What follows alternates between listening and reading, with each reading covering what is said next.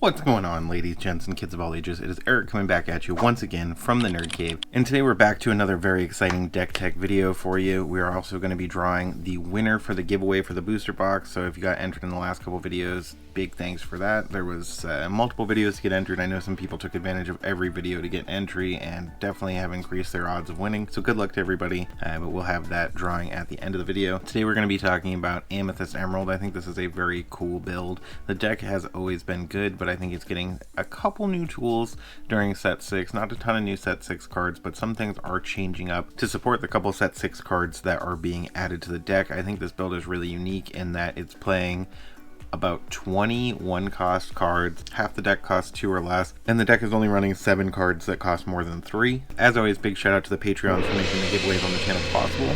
I couldn't do any of that without you, and we do have one of those giveaways coming at you now. And then we'll have our next giveaway coming at 3,000 subscribers, so definitely stick around for that. The channel is growing exponentially quicker. It's like every time we hit additional 1,000 subs, it seems like we're grabbing those subscribers that much quicker, so thank you so much to those people who are taking the time. That being said, about half the people who are returning viewers to the channel are not subscribed, so if you're one of those people and you've been thinking about subscribing, now's a great time to do so. Get entered into more giveaways, get more chances to win. Don't really know what to call this deck. I wouldn't necessarily call it aggro, and it's not really mid-rangey, so I'd say this is Amethyst Emerald card draw because it's mainly focused on drawing cards and refilling your board, but you'll see that kind of as we go.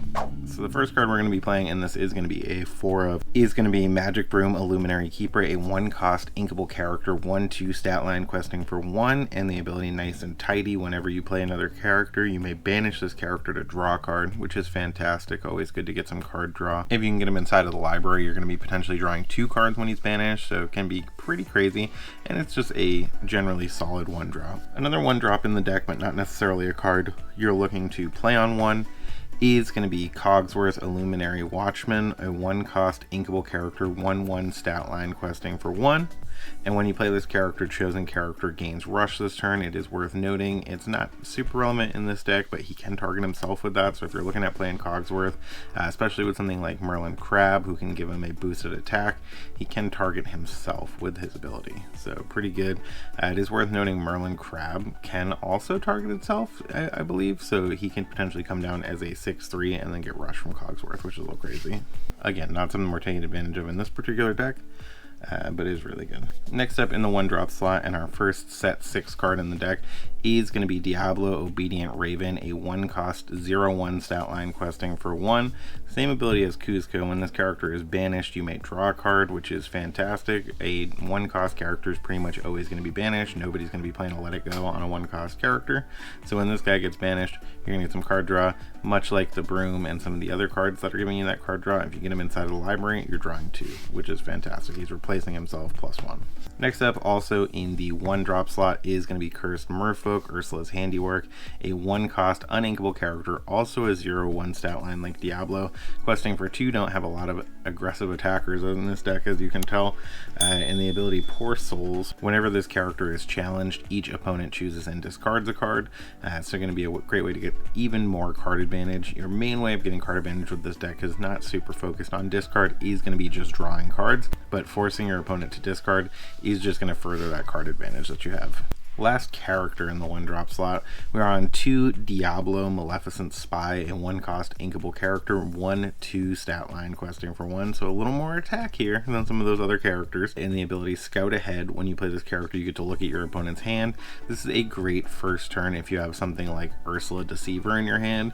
You play this on 1, you know if your Ursula Deceiver is going to get value on 2, and it is a potential shift target, so it's good in multiple ways. You're not necessarily going to be questing with it right away.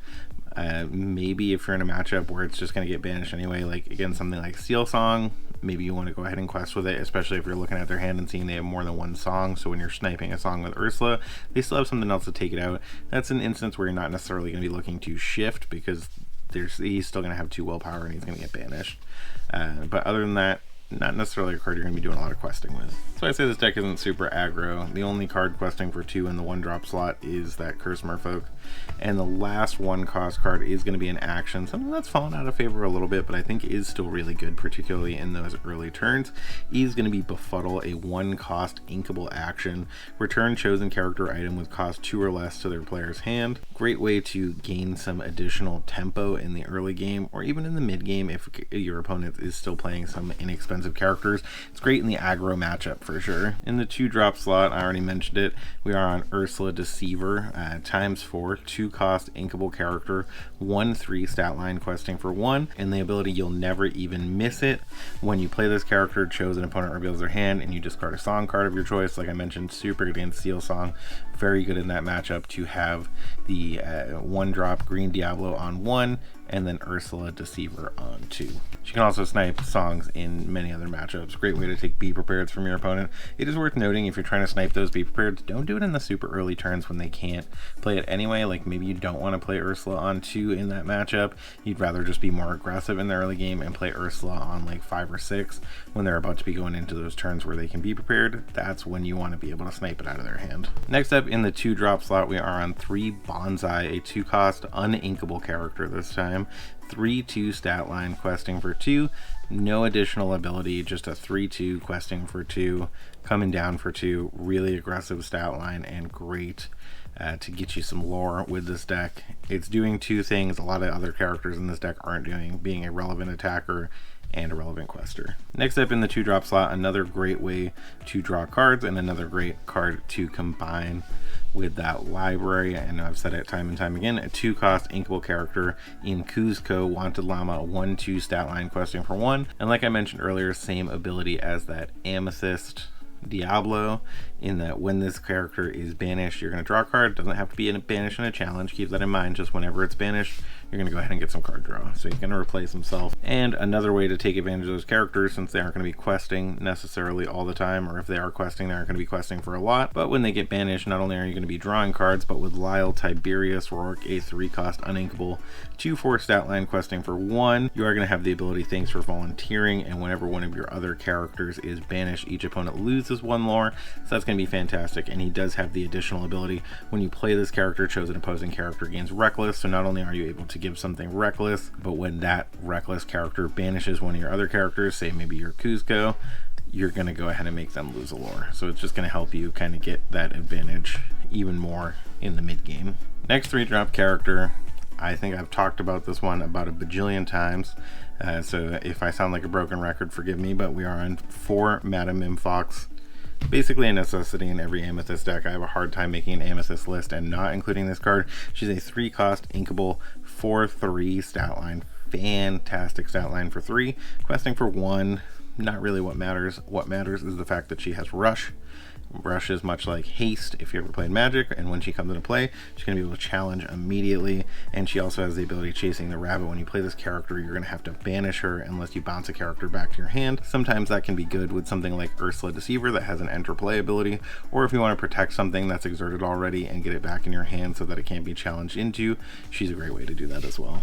Got a lot of weak 1-drops in this deck, so great way to protect them. Last 3-cost character, we are on 4 Diablo Devoted Herald, a 3-cost uninkable character, 2/2 stat line questing for 1, introducing one of the new mechanics we saw get introduced in set 4, which is non-ink cost shift cost. Specifically with Diablo, it is shifting by discarding an action card specifically, and has the ability Circle far and wide. During each opponent's turn, whenever they draw a card while this character is exerted, you may draw a card as well, so obviously being able to shift it is crazy good, and you can technically shift it on 1, but you're not going to be able to get it exerted on 1, so there's not any real benefit. You're probably more likely to be looking at shifting it on 2 if you have the action to discard. If not, even getting it down on 3 is great, and you can potentially combine it with something like Cogsworth to give it Rush if they have a weak character for you to challenge into that isn't going to banish it, and you can get it exerted that way as also on turn 4. The one other action we are playing in the deck, and a potential thing to discard for Diablo to get that shift, is going to be 4 Friends on the other side. Another card I have have a hard time not including an Amethyst, especially when it is an Amethyst deck that's so focused on drawing cards. It is a 3-cost inkable action song, and it's going to let you draw 2 cards. That's all there is to it. Drawing 2 cards is fantastic. Being able to sing it is fantastic. Diablo is a great way to sing it, so Friends on the other side, still real bomb card. Next up in the 3-drop slot, like I mentioned earlier in the video, we are on 4 Library, a gift for Belle, a 3-cost inkable location, 1 to move in, 8 willpower, which is crazy good for a 3-cost location. And whenever a character is banished while here, you may draw a card. It is gaining you 1 passive lore, and like I mentioned, with those Kuzcos, with those Brooms, with those Amethyst Diablos, you're going to be potentially drawing 2 cards when they're getting banished, which is just crazy. And kind of the opposite end of the spectrum with that, and the last card in the 3-drop slot, we have 1 more location, and that is going to be Perilous Maze Watery Labyrinth. Same exact stat line as Library, which we already know is very good, and that it's a 3-cost inkable location, 1 to move in, 8 willpower, gaining you 1 passive lore, same as the Library, but this is doing something a little bit different. Whenever a character is challenged while here, each opponent chooses and discards a card. So it's giving it the same ability as Cursed Merfolk or Flynn Rider, but it's going to be potentially on every character you have inside of this location. So again, discard is just like draw and gaining card advantage. Instead of putting cards in your hand, you're taking cards away from your opponent's hand, therefore granting you even more card advantage.